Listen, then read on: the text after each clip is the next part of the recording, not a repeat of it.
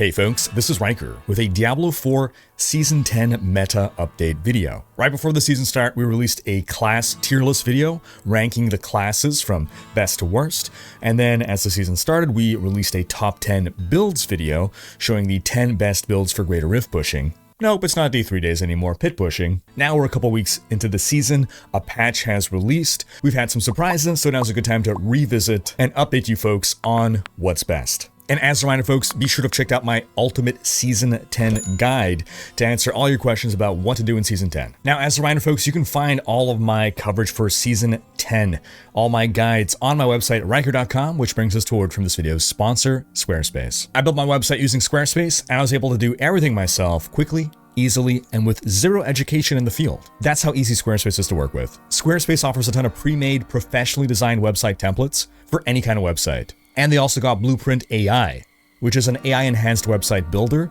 to help you fully customize a beautiful-looking, personalized website made just for your needs and your unique identity. They even got optimized SEO tools so that you can launch your website and start getting traffic as quickly as possible, plus analytics to then review where your traffic's coming from. You can sell products or services, and Squarespace provides everything you need to engage customers. Easy online payment methods, inventory tools, even shipping and fulfillment. And that's also for custom merch. You just send them your designs and they'll handle everything else. Basically, if you want to build a website, I recommend Squarespace. So head to squarespace.com/Rhykker or click the link in the description to start your free trial and use code Rhykker to get 10% off your first purchase of a website or domain when you're ready to launch. That's squarespace.com/RHYKKER and use code Rhykker. Now let's start off with the tier list. We're going to put up here the Season 10 tier list for best classes going into the season. This is my best guesses based on everything we'd seen in the patch notes and the test server. And again, this tier list is not based just on which class has the strongest build for pushing the pit.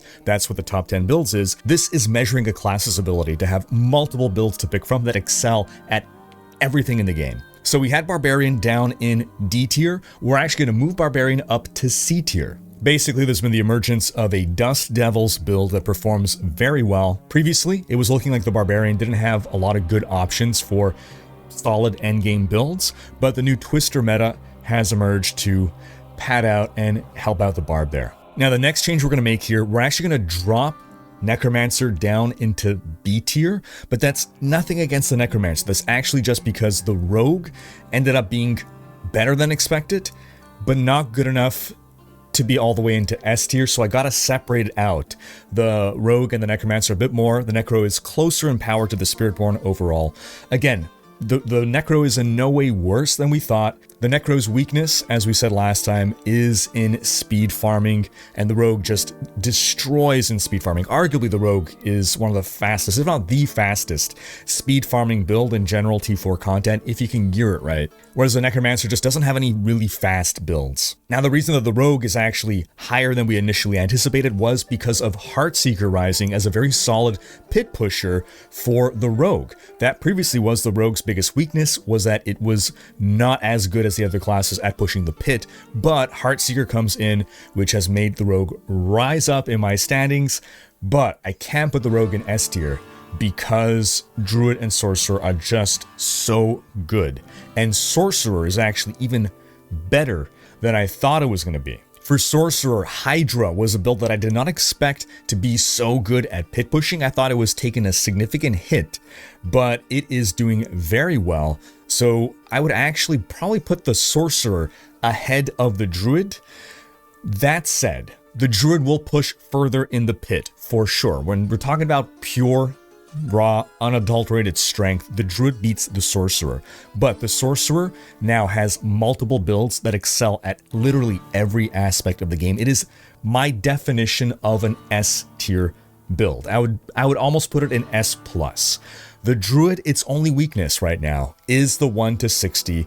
It's not going to be as fast as the other classes. But if you don't care about that, if you don't care about the 1 to 60, because you're going to say, well, it takes only 3 hours, and then the rest of my 100 hours in the season are, doing other stuff, then you can consider the Druid and the Sorcerer the prototypes for what an S tier class is. Now, that takes us into our updated top 10 build list. So previously we had the Sorcerer's Ball Lightning coming in at number 10. It's getting bumped off the list, and the Barbarian dual generator build, the lunging strike bash build, that's actually dropping down to 10th place from 9th place. That's still going to be the best barbarian build for pit pushing, however. In our new number 9th place, we now have the Shadow Blight Necromancer dropping down from 6th place. And that's because in our new 8th place, we have the Heartseeker Rogue.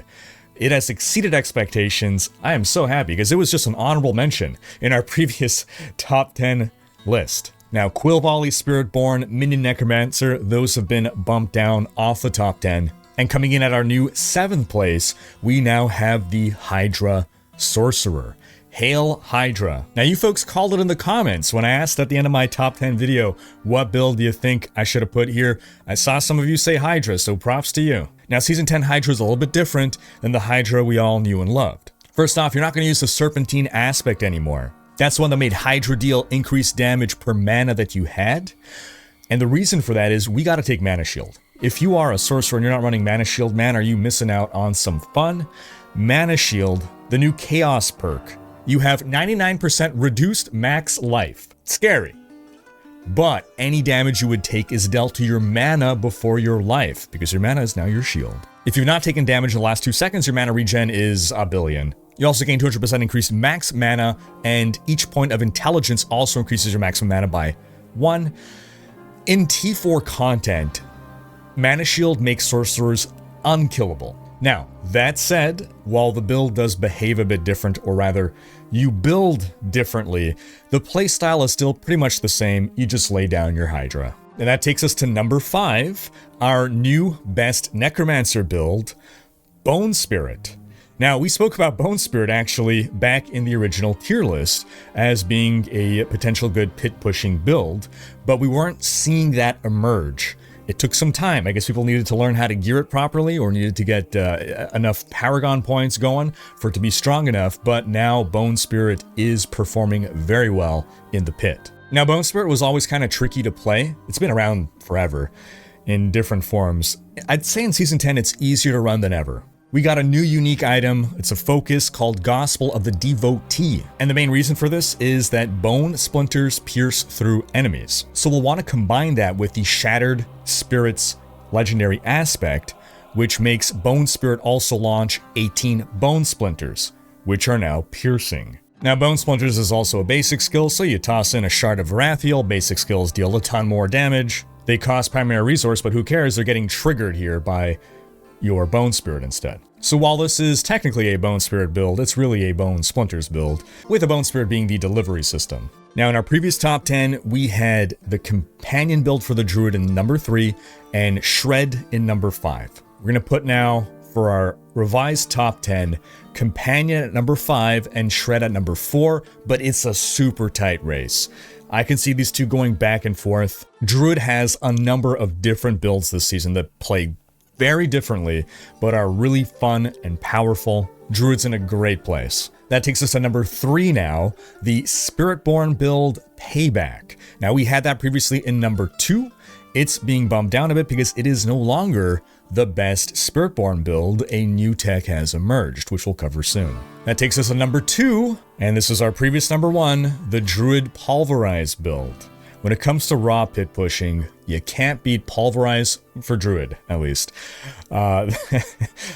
Shred and Companion, excellent builds. Shred definitely a faster build than Pulverize. Companion overall a more versatile build than Pulverize, but Pulverize just hits like a Mack truck. Its weakness is its speed, but in the pit, you don't need speed. Well, for pushing, you need it for, pit farming. And that takes us to our new number 1 build, new tech that emerged, the Spiritborn Rake build. Now, remember how Balazan builds were all the rage in Season 9, and we said Balazan's has fallen out of favor in Season 10? Yeah, about that. Balazan's Maxolotl bag, baby. Each attack damages close enemies for 150% of your Thorn's damage, and deals 100% of this damage as poisoning over 3 seconds. Each time you've retaliated with Thorns, for 5 seconds, the poisoning damage is increased by 100% up to 300%. So lots of Thorns multipliers here. But specifically, we care about that poison dot. So we're ramping up Thorns. Thorns is getting converted into poisoning damage. Poison damage over time. And we're going to take Noxious Resonance, the key passive, to make your crits cause your poison dots on enemies to burst dealing 300% of the total poisoning damage instantly to them and 10% of the burst to surrounding enemies before removing the poisoning effect from the primary target. So, big poison bursts. We work in a razor plate because we're looking to boost our Thorns damage. This is a full-on Thorns build. But if you've run Battlezans before, you know that this is a tough build to run because it can be pretty squishy. You're sacrificing a lot of defense here to build up your proper buff stacks. And with that, folks, we're going to end our video here. But again, sound off in the comments with your thoughts. Is there anything that you think I missed here? Leave a comment. Otherwise, thanks for watching. Special thanks to my supporters for making these videos possible. If you enjoyed this video, give it a thumbs up and subscribe to join Rhykker's Raiders for more Diablo content.